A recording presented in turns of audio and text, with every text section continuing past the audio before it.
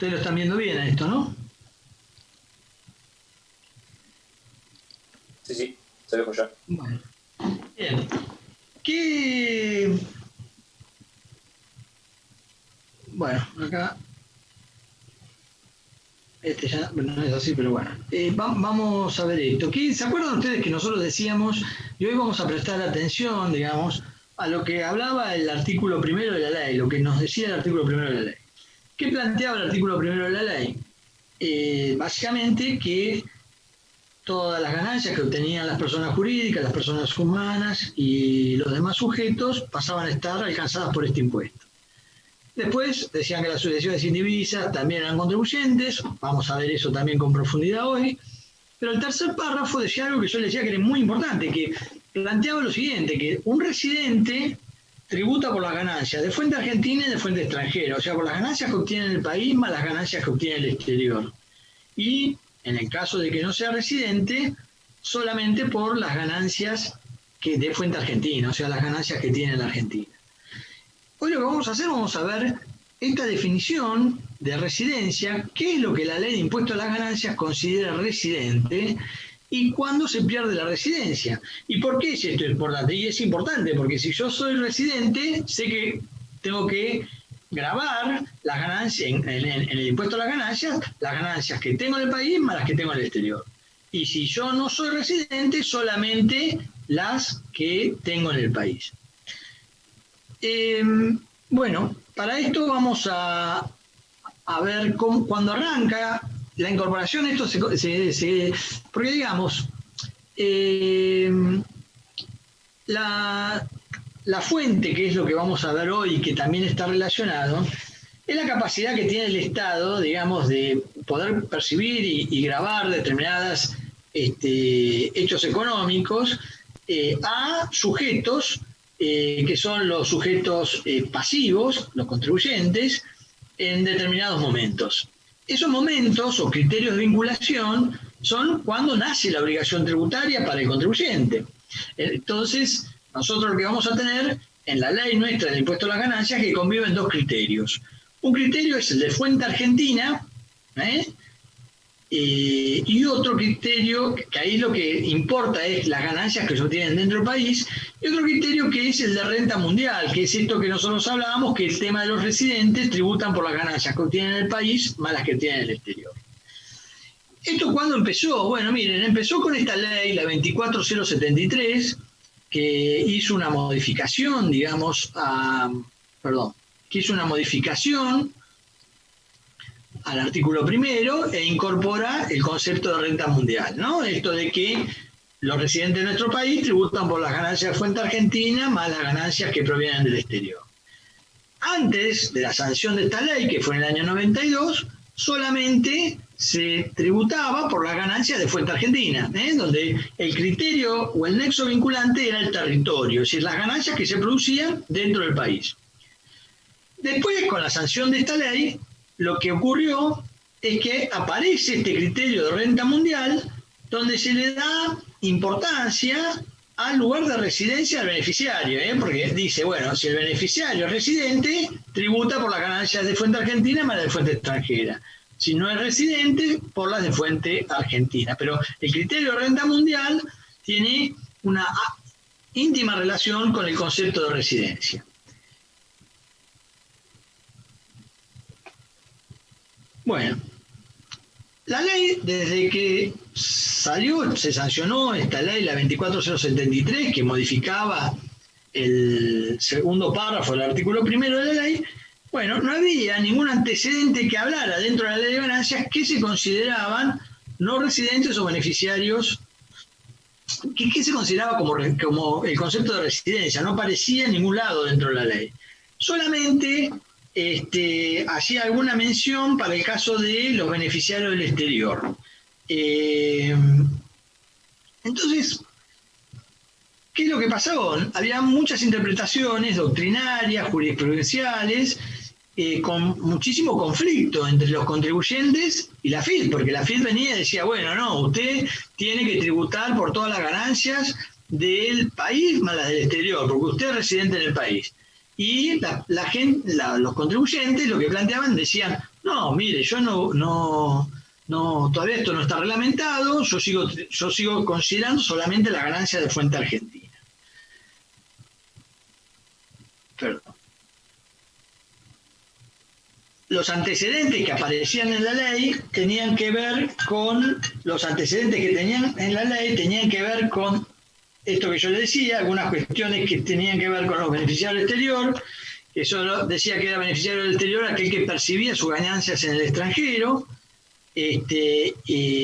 a través de terceros, como apoderados, agentes, etcétera, y quien las percibían en el país no residían en el mismo. Esto estaba en el artículo 102 de la Ley de Impuesto a las Ganancias, y en el 33 ustedes van a ver que se planteaba también algo que tenía que ver con la residencia, pero para el cómputo de las deducciones personales, las que aparecían en el artículo 30. Las deducciones personales son los mínimos no imponibles, cargas de familia, deducciones especiales, deducciones por hijo, etc. En ese caso, el artículo 33 dice que se consideran residentes en el país las personas humanas que viven más de 6 meses en el transcurso del año fiscal. Pero ese concepto de residencia que establece el artículo 33 es para poder computarme las deducciones personales del artículo 30. Mínimos no imponibles, cargas de familia, deducción especial. Pero bueno, eso era lo único que tenía la ley de impuesto a las ganancias referido a el tema de residencia.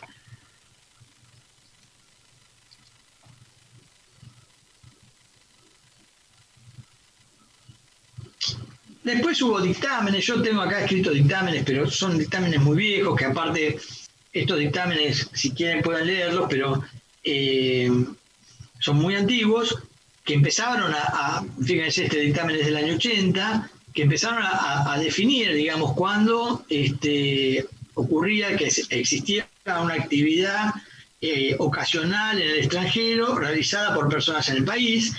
Antes eso se consideraba como ganancia de fuente argentina. Hoy esto está derogado, esto no funciona así, pero este dictamen es importante porque lo que señala en primer lugar que para acreditar la residencia se deberían apreciar determinadas circunstancias de hecho de cada caso particular. ¿Qué significa esto? Bueno, que había que atender a la realidad de cada persona para saber si era residente o no. Todo esto llevó a que, bueno, la ley 25063 incorpora a la ley de impuesto a las ganancias todo un capítulo, el capítulo 8, donde ahí sí define qué era el concepto de residencia. Es decir, nosotros salió un artículo que estaba con la ley 24073, que estaba en el artículo primero, que decía, bueno, que las personas, los residentes tributaban por las ganancias en el país más las del exterior, y los no residentes por las del país, pero no se definía en ninguna parte de la ley qué se consideraba residencia. Esto se hace o se logra a partir del año 98. Esto yo se lo dejo, este dictamen de la DAL, porque es un ejemplo que sirve para abundar a los problemas que hubo. ¿Por qué? Porque fíjense ustedes que tienen acá que del año 92 al 98 se tardó 6 años para definir qué se consideraba residente, ¿no?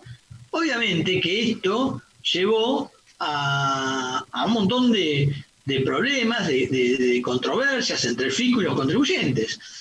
Y después de 12 años, digamos, de sancionada la ley 25063, que había definido el concepto de residencia, como no se lo había reglamentado, se tardó 12 años en que, a partir de una causa que fue la de Devoto Solar y Oscar, esto fue un fallo, digamos, del máximo tribunal, donde se rectifica en cierta medida lo que la Cámara Nacional en lo contencioso administrativo había sostenido.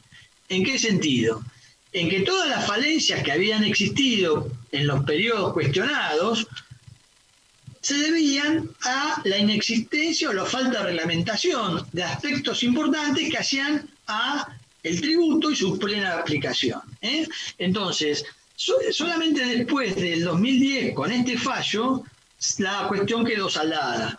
Y acá se dijo, bueno, todos los hechos controvertidos que hubo en todos estos periodos que se dan acá, desde la sanción de la ley la 24073 hasta la 25063, y las cuestiones que se dieron con posterioridad, al no estar reglamentada la norma, hizo de que pudiera haber estos problemas interpretativos. Ahora, a partir de este fallo, no queda duda de que las ganancias que obtienen los residentes tienen que declarar por las ganancias que tienen en el país más las ganancias que tienen en el exterior. Y si no son residentes, solamente por las ganancias que tienen en el país. Esto es toda la estructura normativa que nosotros tenemos que ver para analizar el tema de residencia. Esto es lo que decíamos que se incorporaba al título 8 de la ley. Digamos, en el artículo 116 vamos a tener la definición de residencia, en el 117 la pérdida de residencia, en estos dos los vamos a analizar con profundidad, las excepciones a la pérdida de residencia, en el 119 la ley trata el tema de cómo que se debe comunicar cuando se obtiene la residencia en un país extranjero. También los casos que cuando se ha perdido la residencia, el tratamiento que se da en ganancias, conceptos que tienen que ver con la doble residencia y los no residentes presentes en el país en forma permanente. Estos son títulos de los distintos artículos que tratan el tema de la residencia. Vamos a ver acá el primer artículo. En el primer artículo nosotros tenemos, ustedes tienen la ley, ¿no? Yo les había comentado de que es importante tener la ley, no sé si me hicieron caso, pero es importante como para ir siguiendo. Bueno, en el artículo 116, fíjense que dice, de acuerdo a lo que establece el segundo párrafo del artículo primero, es decir, relaciona con lo que nosotros consideramos que un beneficiario tiene ganancias de fuente argentina extranjera, es un residente del país, y si no es del país, solamente por las ganancias de fuente argentina.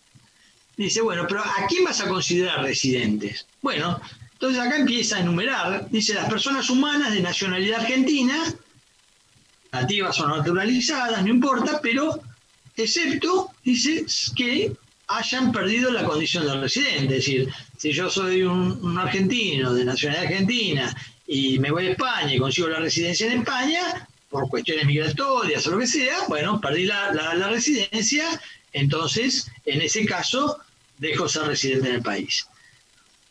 Después, ¿qué otro ejemplo tenemos? Bueno, las personas humanas de nacionalidad extranjera que hayan obtenido la permanencia en el país o que, sin haberlo obtenido, hayan permanecido en el mismo con autorizaciones temporarias durante un periodo de 12 meses. ¿Bien? Eso vamos a ver en detalle, ahora simplemente les estoy enumerando qué es lo que dice este artículo 116, es decir, así como yo les decía que tenemos que analizar en detalle cada artículo, en cuando hablamos de residencia, ¿qué es lo que considera la ley como residente? Bueno, sabemos que va de inciso A al inciso G. Después va a decir que las sucesiones indivisas también, ¿en qué caso? Cuando el causante era residente en el país, entonces desde la fecha siguiente al fallecimiento, esta va a adquirir la condición de residente.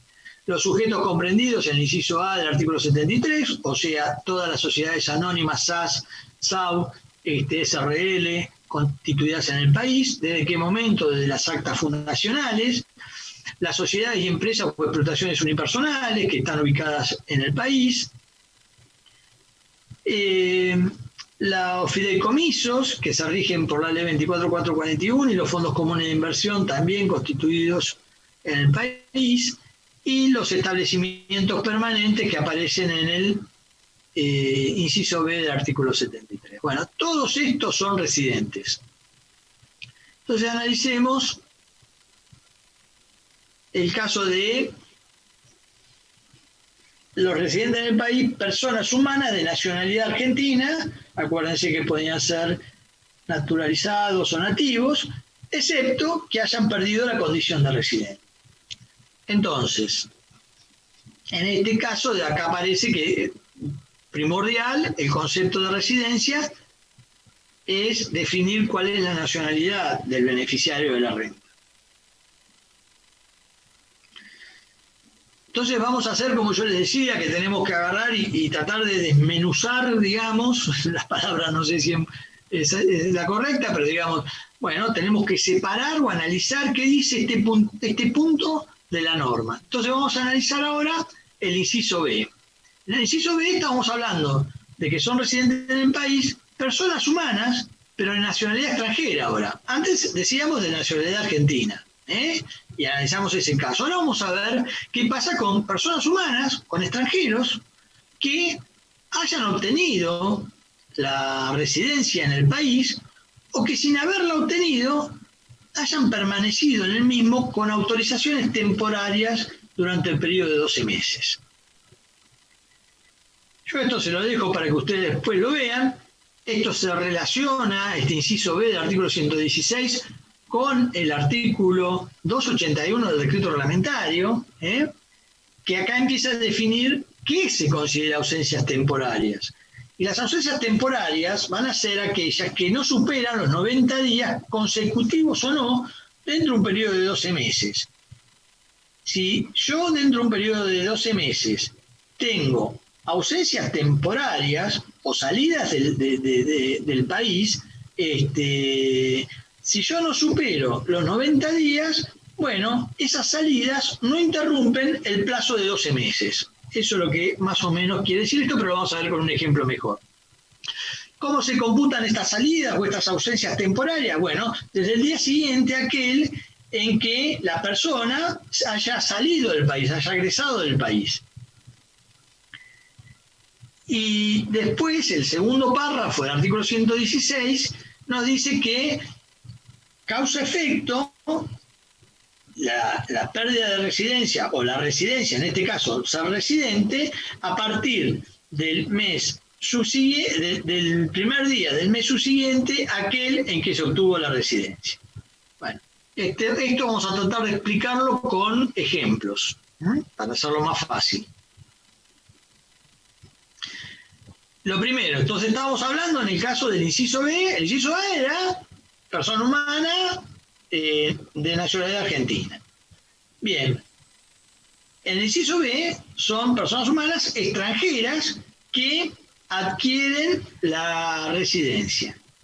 Vamos a dar un ejemplo, un italiano, un ciudadano italiano, que decide radicarse en nuestro país el 1 de enero del 2020.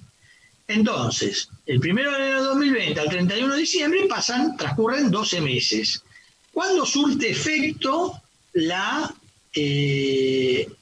o debemos considerar que esta persona es residente? Bueno, a partir del primer día del mes subsiguiente al haber transcurrido los 12 meses. Es decir, nosotros tenemos 12 meses, ocurrieron al 31 de diciembre. El mes siguiente es enero, el primer día del mes inmediato subsiguiente a aquel en que hubiera obtenido la residencia sería en nuestro caso el 1 de febrero del 2021.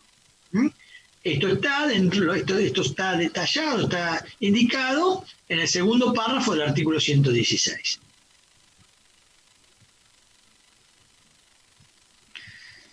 Vamos a ver qué pasa, es decir, si en ese ejemplo era un ejemplo lineal, digamos, vino el 1 de enero de 2020, estuvo hasta el 31 de diciembre de 2020, no salió nunca, no se fue nunca del país, sino que se quedó. Bueno, el mes siguiente es enero, el primer día del mes subsiguiente es el 1 de febrero del 2021.